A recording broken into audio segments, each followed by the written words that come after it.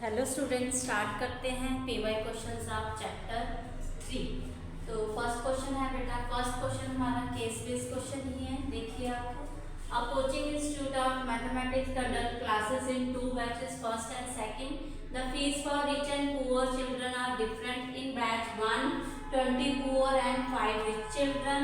In batch 2 5 poor and 25 rich children. Total monthly fees of one batch is rupees 9,000 and second batch is rupees 26,000। ठीक है, आपको ये बोला गया है एक मैथमेटिक्स का इंस्टीट्यूट है, वहाँ पे 2 बैच लगते हैं। फर्स्ट बैच में आपके पास पुअर और रिच चिल्ड्रन है, तो वहाँ पे पुअर चिल्ड्रन आपको बताए गए हैं 20 है और 5 रिच है। सेकंड में आपको बताया गया है 5 पुअर है 25 रिच है। फिर उनकी जो फर्स्ट बैच की कलेक्शन है, मंथली फीस है, वो कितनी है 9,000। सेकंड बैच की है 26,000। ठीक है, तो आपको इन्होंने ये बोला है, assume that each poor child pays rupees X and rich pays rupees Y। ठीक है, तो हमारे पास इन्होंने खुद ही हमें बता दिया है कि आप लेट करिए। फर्स्ट जो है पुअर चिल्ड्रन जो है उसकी मंथली जो वो फी पे करता है वो X है। तो हमारे पास टोटल फर्स्ट बैच के जो पुअर चिल्ड्रन है वो कितने हैं 20 है। तो फिर वो कैसे बनेगी, उसकी पेमेंट कैसे बनेगी? तो x को आप इससे मल्टीप्लाई करेंगे तो हमारे पास 20 चिल्ड्रन की क्या आ जाएगी, वो मंथली फीस आ जाएगी। ठीक है, क्योंकि हमें यही बताना है, represent information in terms of x and y।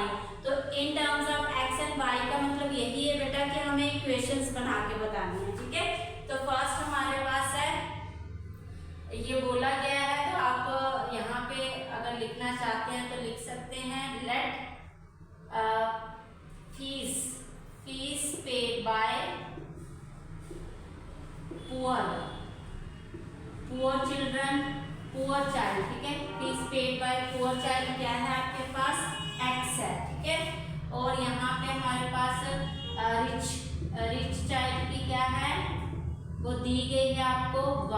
Clear है बेटा? अब हमारे पास इक्वेशंस कैसे बनती हैं, एक की अगर इतनी है तो 20 की कितनी हो जाएगी मल्टीप्लाई करके, तो ये 20x आ जाएगा प्लस, अब रिच चिल्ड्रन कितने हैं 5, तो कितना आ जाएगा 5 से मल्टीप्लाई हो जाएगा 5y।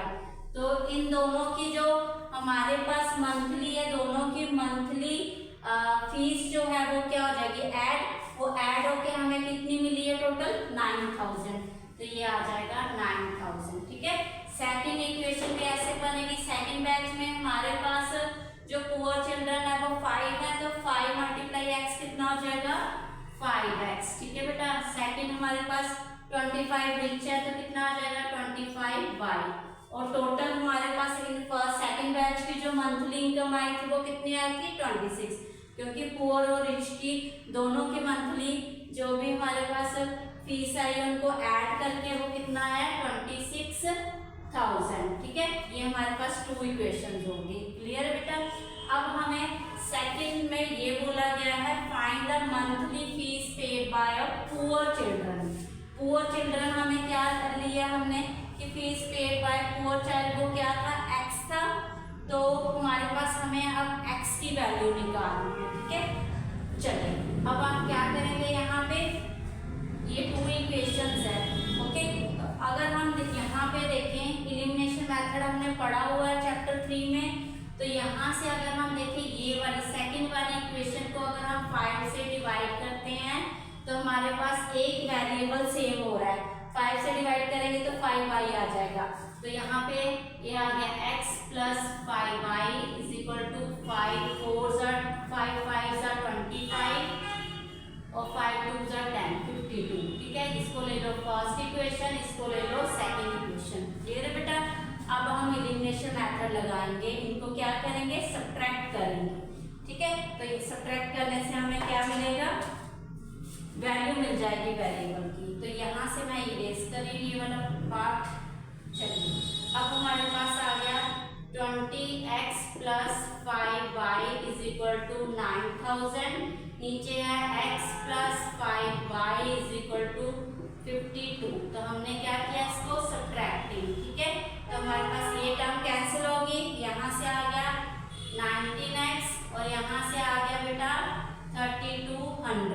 ओके। तो x इज इक्वल टू 3200, यहाँ पे 99 इधर आके क्या करेगा, इसको डिवाइड, ठीक है, आप प्रॉपर लिखिएगा। तो 200, x की वैल्यू 2, मतलब एक को चिल्ड्रन ने जो हमें फीस दी है वो कितनी है, 200 per month, okay. Find the difference in monthly fees paid by poor and rich. तो आपको ये बोला गया है पुअर और रिच की फीस का डिफरेंस बताइए। तो इससे हमें रिच की फीस निकालनी है, मतलब हमें रिच जो एक बच्चा था उसकी क्या फीस थी, y, तो हम क्या करेंगे, y की वैल्यू निकालेंगे, ठीक है बेटा। तो यहाँ से अगर हम देखें x की वैल्यू 200 किसी एक इक्वेशन में आप डाल लो, ठीक है। तो हमने इसको पुट किया फर्स्ट इक्वेशन में, 20x की वैल्यू है 200 plus 5y is equal to 9000। तो ये आ गया 20 से कितना हुआ, ये 4, और ये 4000 plus 5y is equal to 9000। तो 5y इज इक्वल टू 9000 में से 4000 इधर आके क्या हो जाएगा, माइनस। तो हमारे पास आ गई है 5000, ठीक है, 5000 आ गया। तो y इधर रखेंगे, 5 इधर आके नीचे इसको डिवाइड करेगा, तो 1000 आ गए हमारे पास रिच की फीस, रिच चाइल्ड की फीस आ गई, ठीक है। x और y की वैल्यू आ गई। अब हमें ये बोला गया है सेकंड पार्ट में, difference in monthly fees of poor and rich.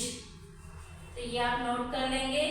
तो बेटा हम क्या करेंगे, अब रिच की फीस है 1000, ठीक है, और दूसरे की फीस है पुअर की 200, तो ये डिफरेंस आ गया 800, ओके। तो हमारा फोर्थ पार्ट है, इसमें हमें ये बोला गया है 10 poor 10 rich children, if there are 10 poor 20 rich children in batch 2। अगर हमारे पास 10 पुअर बच्चे हैं बैच 2 में और 20 हमारे पास रिच हैं, तो व्हाट इज देयर कलेक्शन। तो बेटा अगेन हमें पुअर की जो वैल्यू आई थी वो कितनी आई थी, x कितना आया था 200, और रिच कितना है हमारे पास 20। यहाँ पे एक बार पहले इक्वेशन लिख लो आप। इक्वेशन कैसे बनेगी, इक्वेशन बनेगी हमारे पास बेटा 10x प्लस 20y। तो हमें इसी की वैल्यू निकालनी है। अभी पहले तो हमें दी गई थी फर्स्ट मंथ में इतनी कलेक्शन हुई है, फर्स्ट बैच में, सेकंड बैच में इतनी कलेक्शन। अब हमें इसकी कलेक्शन निकालनी है। तो 10x कितना है 200 प्लस 20 और y कितना है हमारे पास 1000, ठीक है। तो इसको आपने किया तो कितना हो गया 2000 प्लस 20000, तो टोटल आ गया ये 22000, ओके। ये हमारे पास कलेक्शन आ गई। अगर हमारे पास 10 पुअर होते बच्चे और 20 क्या होते, रिच होते, ठीक है। अभी हम नेक्स्ट क्वेश्चन करते हैं बेटा।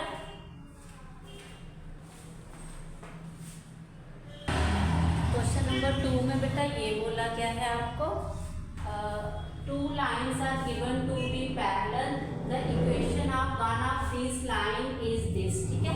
आपको बोला गया है कि आपके पास जो गिवन लाइंस है वो पैरेलल हैं, okay. The equation of first line ये आपको दी गई है 5x minus 3y is equal to 2। The equation of second line क्या होगी, a b c कौन सी होगी। तो बेटा पैरेलल लाइन में क्या होता है हमारे पास, a1 by a2 is equal to b1 by b2 not equal to c1 by c2, ठीक है। ये कंडीशन होती है पैरेलल लाइन में। तो अगर हम यहाँ पे देखें a1, यहाँ पे हमारे पास 5, a1 कितना है 5 है, और b1 हमारे पास कितना है -3 है, और c हमारे पास क्या है 2। तो सेकेंड इक्वेशन हमें इस तरह से लेनी है कि हमारे पास a1 by a2 b1 by b2 equal आए। तो बेटा फर्स्ट ऑफ ऑल यहाँ पे 15x प्लस 9 है, तो अगर हम देखें 5 बाय 15 तो 1 बाय 3 और 3 बाय 9 तो ये भी 1 बाय 3, बट माइनस का 1 बाय 3 हो रहा है, तो ये नॉट इक्वल है। 15 5 बाय 15 1 बाय 3 -3 -9, तो ये माइनस माइनस कट हो गया, 1 बाय 3 मिल गया, मतलब a1 बाय यहाँ पे हमारे पास इक्वल आ रही है, a2 हमारे पास 15 आ रहा है, b2 हमारे पास -9 आ रहा है, c2 C2 हमारे पास क्या है यहाँ पे 5, ठीक है। ये कंडीशन हमारी बी वाली जो है वो सेटिस्फाई हो रही है, तो B is the correct option. Clear है बेटा। यहाँ पे अगर आप वैल्यू डालते हैं 5/15, तो हमारे पास आता है यहाँ पे 5/15 इज इक्वल टू -3/-9। तो आप इसी को देखेंगे, बाकी दूसरी वाली टर्म जो सी वाली है वो नॉट इक्वल है, ठीक है। तो ये कैंसिल करके आपके पास 1/3 आ रहा है, ये भी कैंसिल करके आपके पास 1/3 आ रहा है, तो ठीक है, B is the correct option. Okay बेटा, चलिए अब हमारे पास थर्ड क्वेश्चन है। इसका थर्ड क्वेश्चन में हमारे पास ये बोला गया है विच out of the following type of straight line. आपको ये बोला गया है इसमें से कौन सी कंडीशन होगी स्ट्रेट लाइंस की, will be represented by the system of equation this and this। तो ये हम यहीं पे A1 चेक करेंगे 3 है, B1 हमारे पास 4 है एंड C1 हमारे पास 5 है, ठीक है। तो A2 हमारे पास 6 है, B2 हमारे पास 8 है एंड C2 हमारे पास 7 है, ठीक है बेटा। तो आप देख रहे हैं अगर A1/A2 होता है तो 1/2 आ रहा है, B1/B2 हो रहा है 1/2 आ रहा है, ठीक है। तो यहाँ पे क्या हो रहा है, पैरेलल लाइंस आ रही है। कौन सी लाइंस आ रही है, ये parallel lines. A1/A2 equal to B1/B2 not equal to C1/C2, ठीक है, 5/7।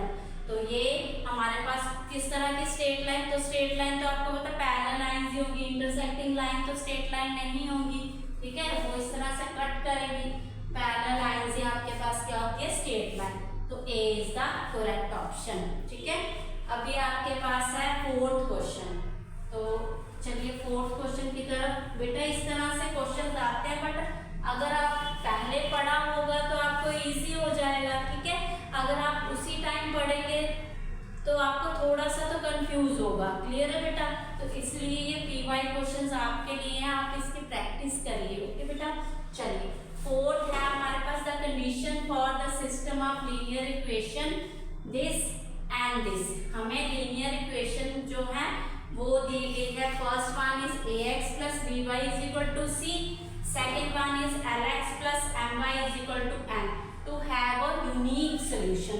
तो हमें ये बोला गया है ये दो लीनियर इक्वेशन है, इनमें क्या है यूनिक सोल्यूशन है। तो हमारे पास देखना है आंसर यहाँ में से कौन सा आ रहा है, ठीक है। तो ax plus by is equal to c, second equation है हमारे पास lx plus my is equal to n। तो अगेन बेटा हम क्या करेंगे, अगर यूनिक सोल्यूशन होता है तो क्या आता है a1/a2 not equal to b1/b2, ठीक है। तो नॉट इक्वल टू c1/c2, तो हम इन दो को लेके चलेंगे। क्लियर है बेटा। चलिए a1 a2 a/l and b1 b2 m b/m। तो बीच में क्या आएगा, नॉट इक्वल टू। ओके, अगर हम क्रॉस मल्टीप्लाई करते हैं am not equal to bl, तो हमारे पास क्या सेटिस्फाई, कौन सा ऑप्शन हुआ इसके लिए, फर्स्ट ऑप्शन। क्लियर है बेटा, ठीक है। हमें इतना ही आंसर देना था, वो दे दिया हमने। ओके, चलिए अभी एक और क्वेश्चन है, लास्ट फिफ्थ क्वेश्चन है यहाँ पे। चलिए लास्ट फिफ्थ क्वेश्चन में आपको क्या कह रहा है, ये find the value of k for which the system of equation this and this are inconsistent।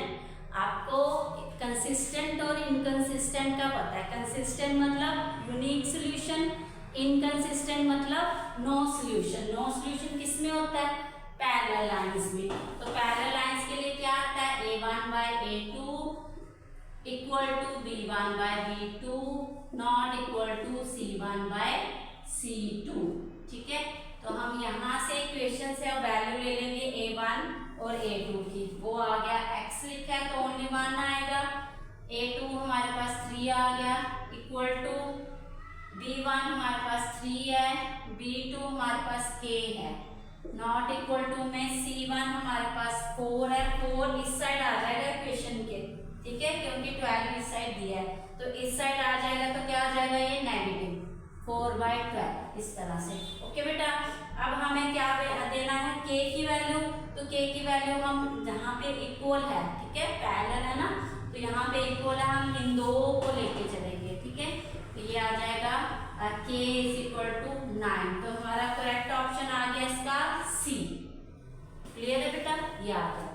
तो क्वेश्चन नंबर 5 हो गया आपका।